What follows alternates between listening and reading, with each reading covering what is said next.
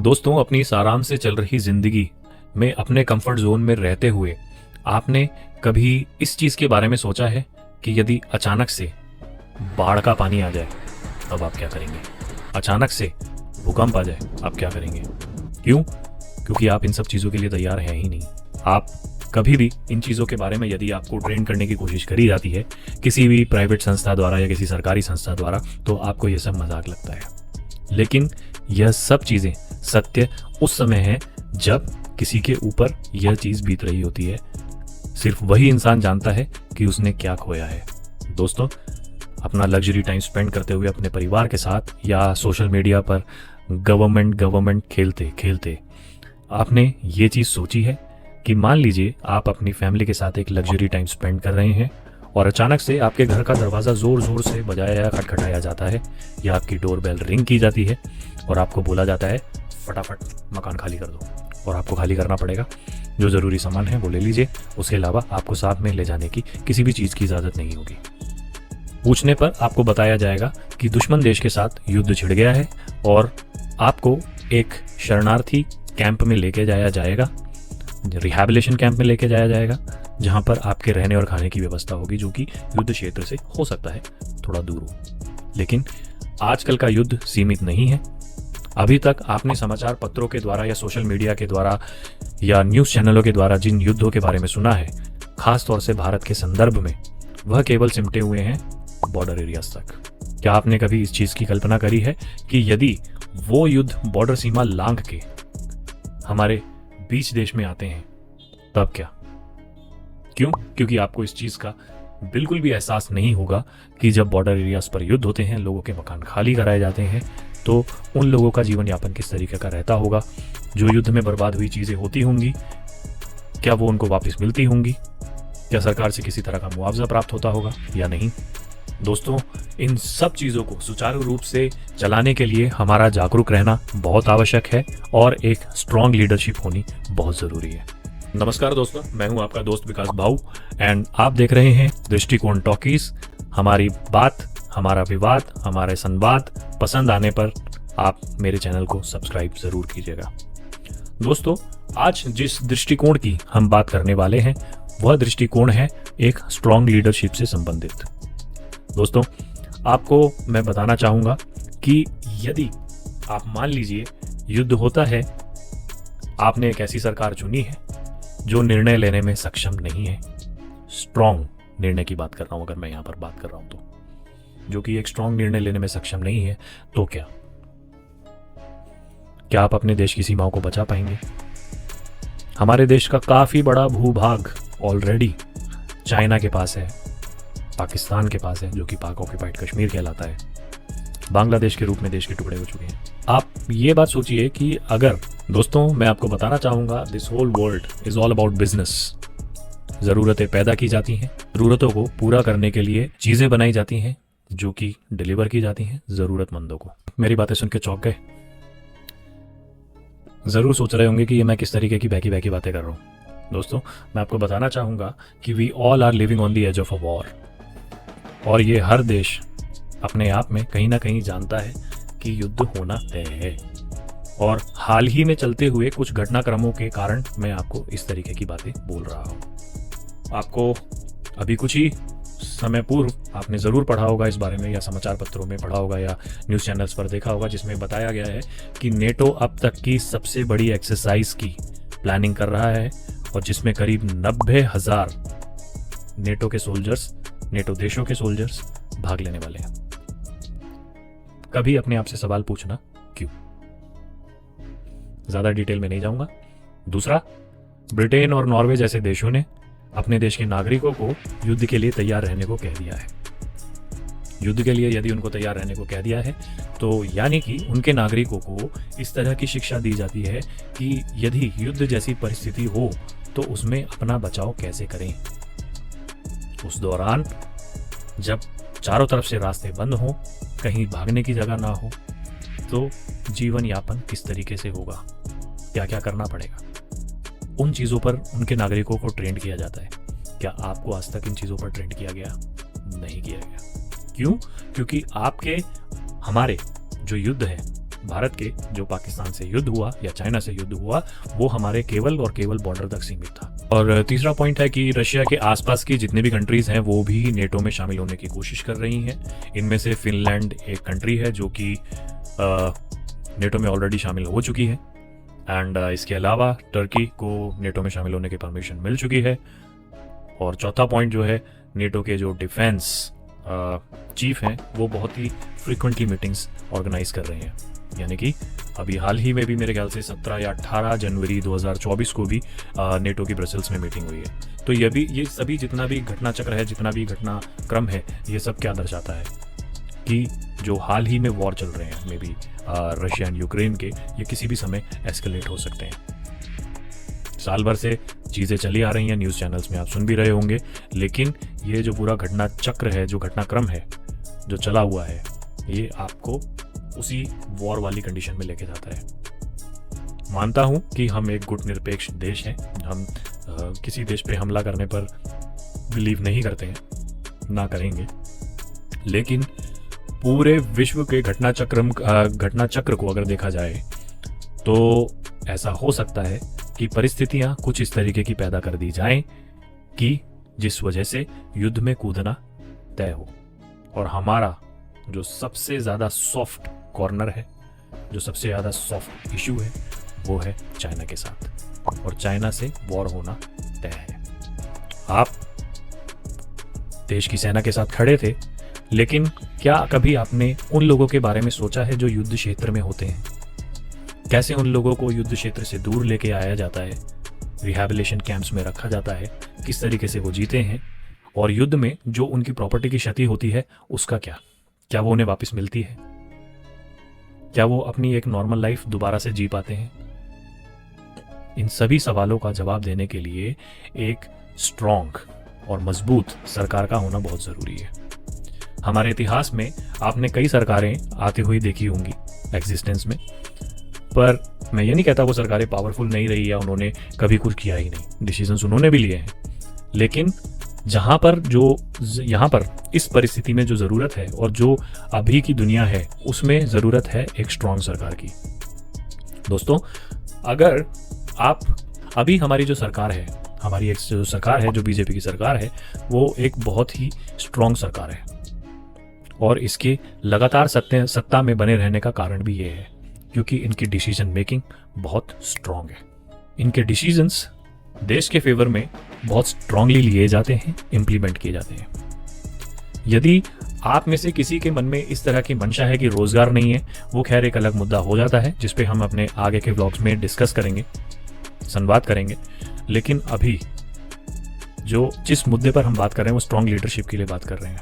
अगर हमारी strong leadership है, हमारी जो हाल ही की सरकार है, आपने पिछले दिनों में देखा होगा जब पुलवामा पर हमला हुआ तो बालाकोट स्ट्राइक हुई। कितना बोल्ड डिसीजन था अपने आप में। क्या आपको लगता है कि कोई भी पुरानी सरकार ऐसा डिसीजन ले पाती?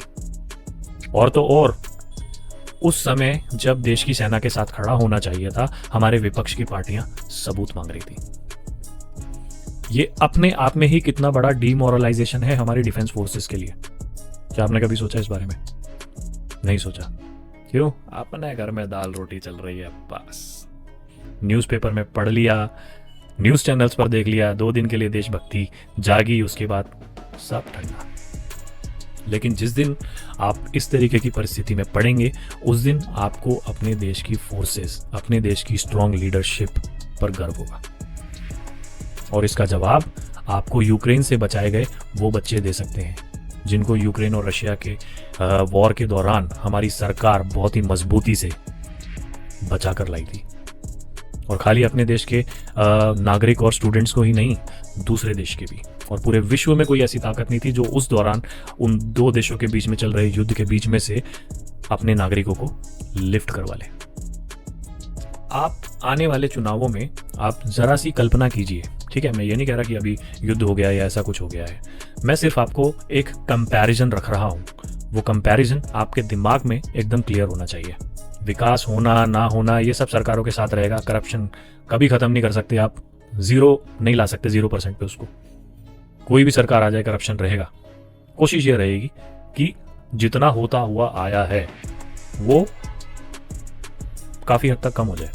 अब आप एक ऐसी सरकार की कल्पना कीजिए, मान लीजिए आप एक स्ट्रॉन्ग सरकार को ना चुनकर एक किसी हल्की सरकार को चुन लेते हैं, या पीछे जो आती हुई आ रही है सरकारें चलती आ रही हैं उनमें से किसी को चुन लेते हैं। ठीक है, आप यकीन मानिए जब वोट बैंकिंग के थ्रू जीतने के बाद वो यहाँ पर आए, वो सरकारें किस चीज़ पे जीती? फ्रीबीज पे जीती। जो पैसा देश की तरक्की में लगना चाहिए वो आपकी मुफ्तखोरी में खर्च होगा। फिर क्यों? क्योंकि उनको तो वो खुद भी खाना है और बांटना भी है। समझ रहे हो मेरी बात? अब बात आती है कि ऐसी सरकार जो कि स्ट्रांग नहीं है, जिसकी रीढ़ की हड्डी ही नहीं है, उसको कोई भी चीज को समझने में बड़े बड़े नेता वहां पर बैठे होंगे, पर ज्यादातर हमने देखा है वह खुद के बारे में ज्यादा सोचते हैं। वो देश के बारे में सोचते होंगे, मैं किसी के पैट्रियोटिज्म पर क्वेश्चन नहीं कर रहा, लेकिन पहले खुद के बारे में सोचते हैं। मेरे को किसी का नाम लेने की भी जरूरत नहीं है। ठीक है, ये हम देखते हैं न्यूज़ चैनल्स के माध्यम से या और किसी मीडिया के थ्रू। ठीक है, अब आपने ऐसी कमजोर सरकार को चुन लिया, उस सरकार को पूरा घटनाक्रम से मेरा मतलब है कि हमारे देश में जितनी भी चीज़ें चली हुई आ रही हैं, जितनी भी तरक्की या डेवलपमेंट के पथ पर है, जितना भी बजट से रिलेटेड इश्यूज हैं, डिफेंस से रिलेटेड डिस्कशंस हैं, मैटर्स हैं, ठीक है, डिप्लोमेटिक मैटर्स हैं, ये सब कुछ है ना चेंज हो जाएगा सरकार चेंज होती। और वो चेंज इस तरीके से होगा, अभी आप सीना ठोक के कह पा रहे हैं, पूरी दुनिया में डंका बजा हुआ, ये बात मैं अभी भी कह देता हूँ, मोदी गवर्नमेंट के अंडर पूरा देश लोहा मानता है। पूरा देश, सारे जितने भी देश हैं, हमारा देश तो मानता ही है, पूरे विश्व के जितने देश हैं वो लोहा मानता है। आपकी एक रेस्पेक्ट है, आप बाहर जाते हैं तो आपका पासपोर्ट स्ट्रॉन्ग पासपोर्ट्स की कैटेगरी में आता है। अब आप इस चीज को मान लीजिए कि वो हल्की सरकार जिसकी हम अभी बात कर रहे थे, वो सरकार को पूरी चीजें समझने में भी कम 10 से 5 साल लग जाने अच्छे खासे, और 5 साल का समय तो उनके लिए कुछ भी नहीं है ये चीजें समझने में उस चीज को, क्योंकि वहां की जो चीजें होंगी वो कॉन्फ्लिक्ट होंगी, जो पहली सरकार ने चलाई हुई है कॉन्फ्लिक्ट होगी, उनकी बनाई हुई चीजों को हटाया जाएगा, नए इंप्लीमेंटेशंस किए जाएंगे उनके तरीके से, और यहाँ पर सब हौच पौच होने वाला है बहुत गलत तरीके से। और अगर ये हौच पौच हो गया तो आप मान के चलिए जो डेवलपमेंट अभी तक हम लोगों ने गेन करा है, हम सब ने मिलके इस स्ट्रॉन्ग लीडरशिप के अंडर, तो वो सब एक बैकफुट पे हो जाएगा। डिफेंस फोर्सेस के पास दूसरी गवर्नमेंट्स के रिजाइम में डायरेक्ट अटैक करने की परमिशंस नहीं हुआ करती थी। ज्यादातर चीजों को डिप्लोमेटिक तरीके से सुलझाया जाता था, समझाया जाता था, बताया जाता था, रिजॉल्व करने की कोशिश करी जाती थी, which is good, no harm. But इससे दुश्मन के हौसले बुलंद होते हैं। वो दुश्मन बेशरम है, वो आज तो प्यार से चला गया, साला कल लौट के जरूर आएगा और फिर क्लेम करेगा। डोकलाम में जब हमारी सेनाएं चीनी सेना से भिड़ी थी, पकड़ पकड़ के मारा था एक एक को, पकड़ पकड़ के। चीनी सेना भौचक्की रह गई थी कि हो क्या गया उनके साथ, भूत बना दिया था उनका मार मार के। तो ये जो आंख दिखाने की क्षमता है ये किस वजह से आई? एक स्ट्रॉन्ग लीडरशिप की बदौलत आई, ना कि उस बिना रीढ़ की हड्डी वाली सरकार के जो ये कहती है कि हथियार नहीं चलाना है, आपको हथियार चलाने की परमिशन नहीं है, हाथ पीछे लेके खड़े रहो बॉर्डर्स पे। ऐसा नहीं होता। हमारे देश का कितना बड़ा भूभाग पाकिस्तान ऑक्यूपाइड कश्मीर है, कितना बड़ा भूभाग सियाचिन के पास है, बांग्लादेश के रूप में अलग देश बन चुका है। ये किन गवर्नमेंट्स के रिजाइम में गया आप भली बात ही जानते हैं, और मेरे को इसको ज्यादा एक्सप्लेन करने की जरूरत भी नहीं है। तो अगर आप एक ऐसी सरकार चुनते हैं जिनकी एक्सपर्टीज, पहली चीज तो उनका कोई स्ट्रांग लीडर नहीं है, कोई भी स्ट्रांग लीडर नहीं है। हर कोई प्रधानमंत्री बनना चाहता है, लेकिन प्रधानमंत्री जो बनना होता है किसी भी इंसान का तय, वो उसकी काबिलियत की बेसिस पर होता है। और हमारी जो करंट लीडरशिप है, जो बीजेपी गवर्नमेंट के अंडर, श्री नरेंद्र मोदी जी के अंडर जो सरकार है, वो इतनी स्ट्रांग है, इन्होंने डिफेंस फोर्सेस के, हमारे डिफेंस फोर्सेस के जितने भी प्रोजेक्ट्स चले आ रहे थे डिफेंस एम्यूनिशन से संबंधित या हथियारों से संबंधित, उनमें एक तेजी लाई है। DRDO, HAL को, इसरो को एक थर्स्ट मिला है और आत्मनिर्भर भारत की तरफ हम अग्रसर हुए हैं। जो हथियार हमें पहले खरीदने पड़ते थे जो हथियार हमें पहले खरीदने पड़ते थे दूसरे देशों से, आज हमारी कोशिश ये हो रही है कि वो हथियार हम खुद बना पाएं। गन फैक्ट्रीज खुलवाई गई, यूपी में गन फैक्ट्रीज खुली, ठीक है। S-400s हमने ऑर्डर किए रशिया से, हमें मिले, हमारे बॉर्डर हमने सेव किए। राइफल्स हमने ऑर्डर करे, one of the biggest deal of the world हमने परचेस करे। हम अपनी मिसाइल्स पर काम कर रहे हैं, हम स्पेस में स्ट्रांग हो रहे हैं। ये सब किस ये सब का आपको क्या लगता है एकदम से हो गया क्या? एग्जिस्टेंस में ये सारी चीजें पहले भी थी, लेकिन इनके आगे बढ़ने के पथ को कहीं ना कहीं किसी ना किसी वजह से रोका हुआ था। उसकी जो रफ्तार थी वो बहुत धीरे थी। ये जो बड़े बड़े हाईवे बन रहे हैं, इन new Delhi Mumbai expressway, Yamuna expressway या और भी कोई एक्सप्रेसवे आप उसमें ऐड ऑन करें, जितने भी एक्सप्रेसवे बन रहे हैं, जितनी भी रोड्स बन रही हैं, इंफ्रास्ट्रक्चर, ट्रेन्स में रिवोल्यूशन, बुलेट ट्रेन का आना, नए नए ब्रिजेस बनना, नॉर्थ ईस्टर्न रीजन तक कनेक्टिविटी देना, ये सब क्या है? मजाक नहीं हो रहा है, ये मजाक नहीं है। ये देश को इंटरनली भी मजबूत किया जा रहा है, एक दूसरे से कनेक्ट किया जा रहा है, बॉर्डर्स पर स्ट्रांग किया जा रहा है ताकि डिप्लॉयमेंट इजीली हो सके। रिसेंटली हमारी तीनों सेनाओं, आर्मी, नेवी, एयरफोर्स की एक्सरसाइज चली है बंगाल में।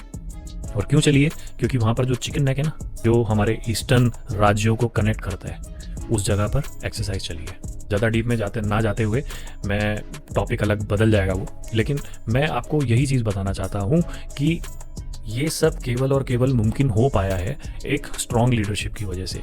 यदि आप एक कमज़ोर सरकार चुनते हो तो वो फ्रीबीज के चक्कर में आप बहुत पीछे पहुंच जाने वाले हो। ये जो आज आप दुनिया की आंखों में आंख डाल के बातें कर रहे हो ना, ये सिर्फ इस वजह से कर रहे हो क्योंकि आपकी लीडरशिप स्ट्रांग है। आपकी लीडरशिप स्ट्रांग है और आपने एक ऐसा नेता चुना है जो आंखों में आंखें डाल के बात करता है। वो किसी रोबोट की तरह चल के एक अलग कोने में नहीं बैठा होता। तो फैसला आपके हाथ में है कि इस साल आने वाले चुनावों में आपको एक ऐसी सरकार चुननी है जो कि सब कुछ नए तरीके से शुरू करेगी, जिसमें समय लगेगा, हो सकता है आने वाले 10-15 साल और लगे, क्योंकि पहले की जो चीज़ें हैं वो सब अपना हिसाब किताब उनको देखना पड़ेगा। आप समझ गए होंगे मैं क्या कह रहा हूँ। या फिर एक ऐसी सरकार जो पहले से ही प्रगति के पथ पर काफ़ी आगे निकल चुकी है और उसको मेंटेन रखते हुए उसको और स्पीड अप करनी है चीज़ें। ये सब जितनी भी चीज़ें बन रही हैं ना, आपको क्या मजाक लग रहा है क्या? यही तो आपके लिए जॉब्स क्रिएट कर रहे हैं। जब तक आपके बॉर्डर सिक्योर नहीं है, फ्रीबीज का क्या करोगे? भूखा, मैं मानता हूँ गरीब भी लोग होते हैं, हर तरीके के लोग होते हैं, मैं ज़्यादा डीप में नहीं जाऊँगा उस चीज़ को लेके, लेकिन क्या आपको नहीं लगता हमारे बॉर्डर्स पहले सिक्योर होने चाहिए? जब तक आपके बॉर्डर सिक्योर नहीं है तब तक किस तरीके से आप चीज़ों को मैनेज करोगे? इंफ्रास्ट्रक्चर आपका स्ट्रांग होना चाहिए। इंफ्रास्ट्रक्चर स्ट्रांग होगा, आपके जॉब्स क्रिएट होंगी, कंपनीज बनेंगी, नए नए उद्योगपति आ रहे हैं, बिलियनियर्स बन रहे हैं इंडिया में। ये अपने देश में ही हो रहा है सब, मजाक नहीं है। ये एक झटके में नहीं हो गया, ये एक डेडिकेशन है गवर्नमेंट का और उन्होंने करके दिखाया है। आत्मनिर्भर मतलब आत्मनिर्भर। दोस्तों, चाइना के साथ हमारा वॉर होना तय है। पाकिस्तान हमारे लिए इतना बड़ा दुश्मन नहीं है। पाकिस्तान की गर्दन कहां से पकड़नी है हम जानते हैं। And our defence forces are very much capable of it. They know what to do, when to do. China भी वॉर्स में इतना ट्रेंड नहीं है। टेक्नोलॉजी उसकी भले चाहे जहां भी रही हो, लेकिन हमारी डिफेंस फोर्सेस इतनी स्ट्रांग है। We are very well aware of what we are doing and what we need to do in future. लेकिन डिफेंस फोर्सेस भी तभी केपेबल हो पाएंगी जब हमारी लीडरशिप स्ट्रांग होगी। दोस्तों, अगर हमारी लीडरशिप, स्ट्रांग लीडरशिप हमारे हाथ से फिसल जाती है तो उस केस में हम और हमारी फोर्सेस कमज़ोर हो जाएंगी। आपका मैं कुछ कह नहीं सकता, लेकिन मैं कभी भी ऐसी सरकार के हाथ में अपना वोट नहीं दूंगा जो ये सेना के पराक्रम का सबूत मांगे। ये एक बहुत बड़ा डिमोरलाइजेशन फैक्टर है डिफेंस फोर्सेस के लिए। ये आप कभी भी किसी डिफेंस फोर्सेस के पर्सनल या किसी सिपाही या किसी से भी बात हो जो बॉर्डर पर तैनात हो, तो उनसे सरकार के बारे में बात कीजिएगा, आपको बताएंगे वो। चाइना को हर तरीके से हम टैकल कर रहे हैं मतलब बॉर्डर्स पर LAC रीजन जितना भी है वहाँ पर हमारी डिफेंस फोर्सेस उनको टैकल कर रही हैं, ठीक है। चाइना की कई दुकानें हम बंद करवा चुके हैं। नो मैटर, हमारे अभी भी बहुत सारे कुछ ऐसे उद्योग हैं, हमारी डिपेंडेबिलिटीज़ हैं जो कि कंटिन्यूसी में चलती आ रही है और चलती रहेगी आगे तक भी, ट्रस्ट मी।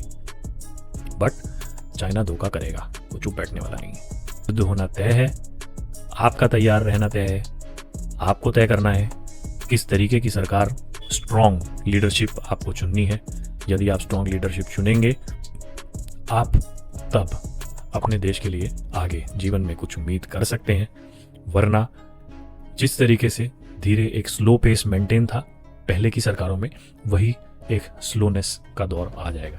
ये तय आपको करना है, क्योंकि हर किसी का अपना खुद का दृष्टिकोण है। तो अपने दृष्टिकोण को सही दिशा पथ पर लेके जाएं, सही चुनाव करें और एक स्ट्रॉन्ग लीडर, एक स्ट्रॉन्ग सरकार चुनें। जय हिंद।